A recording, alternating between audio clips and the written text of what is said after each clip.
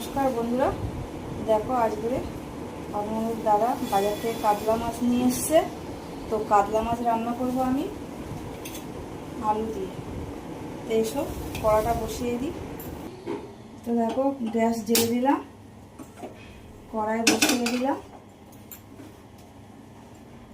আর কাতলা মাছ রান্না করার জন্য এখানে কি কি মশলা নিয়েছি দেখো। কিছুটা রসুন, ছোটো এক টুকরো আদা, আর শুকনো লঙ্কা, কাঁচা লঙ্কা, আর অল্প জিরে, অল্প ধনে। তো দেখো মাছ ভাজার জন্য কড়াইতে দিয়ে দিচ্ছি তেল। আমি কিন্তু আমি সাদা তেলে রান্না করি না, আমাদের সর্ষের তেলই খাওয়া হয়, আমাদের সাদা তেলে রান্না হয় না। মাছ ভাজার জন্য দিয়ে দিচ্ছি হলুদ, দিয়ে দিলাম নুন।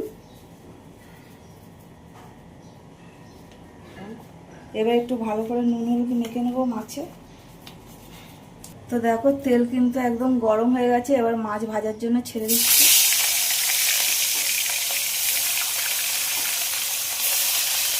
দেখো আমার মাছ কিন্তু সব ভাজা হয়ে গেছে, মাছগুলো কিন্তু আমি লাল লাল করে ভেজেছি।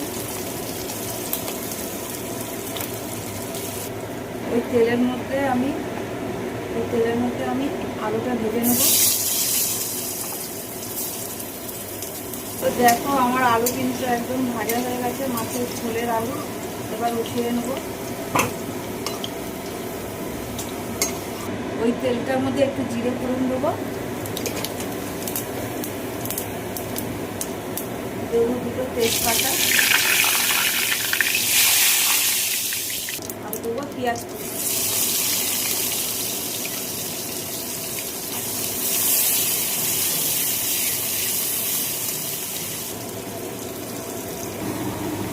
তো দেখো আমার পেঁয়াজটা কিন্তু লাল লাল ভাজা হয়ে গেছে।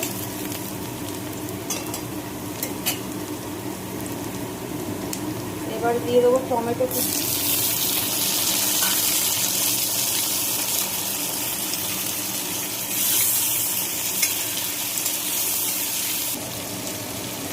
তো দেখো আমার মশলাটা পুরো ভাজা হয়ে গেছে। দিয়ে দেবো ভেজে রাখা আলুটা।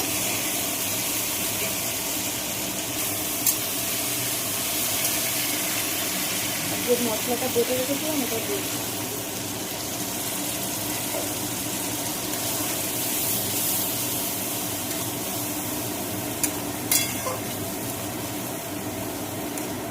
আর একটু নেড়ে দিলাম।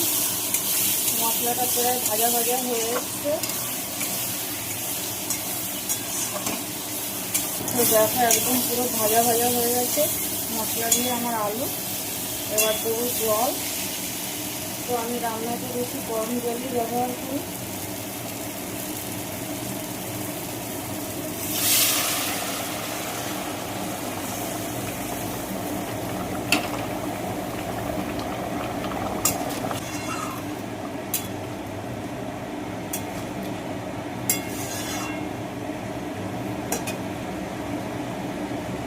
তো একটু ঢেকে দেবো।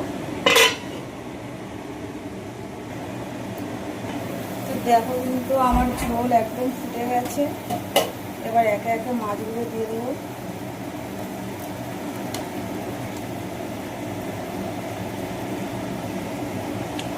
এগুলো দিয়ে আমি আবার একটু ঢাকা দিয়ে ফুটিয়ে নেব।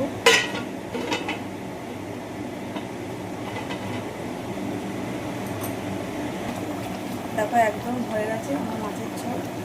এবার ওপর থেকে দিয়ে দেবো একটু ধনে পাতা কুচি।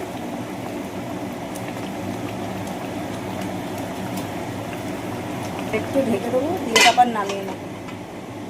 আজকের আমার কাতলা মাছের ঝোল আলু দিয়ে। তো তোমাদের যদি আমার ভিডিওটা যদি ভালো লাগে তো লাইক করো, কমেন্ট করো, শেয়ার করো। সবাই ভালো থেকো, সুস্থ থেকো। টাটা।